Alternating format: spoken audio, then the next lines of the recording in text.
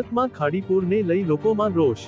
પર્વત ગામની સોસાયટીમાં લોકોનો રોષ ભભૂકી ઉઠ્યો. સોસાયટીની બહાર રાજકીય પક્ષો વિરુદ્ધ બેનરો લાગ્યા. નંદનવન રો હાઉસના ગેટ પર લાગ્યા બેનરો. કોઈ પણ પક્ષવાળાએ આ લાઇનમાં આવવું નહીં.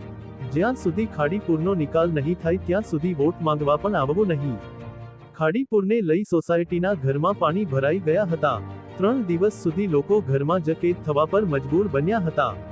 ખાણીપીણી માટે બચ્ચા બુઝુર્ગ અને તમામને હાલાકીનો સામનો કરવો પડે હતો. સ્થાનિકોને ઘણું નુકસાન પહોંચ્યું છે. જીટીવી ન્યૂઝ એડિટર જતીન જે શાહ, બ્યુરો રિપોર્ટ સુરત.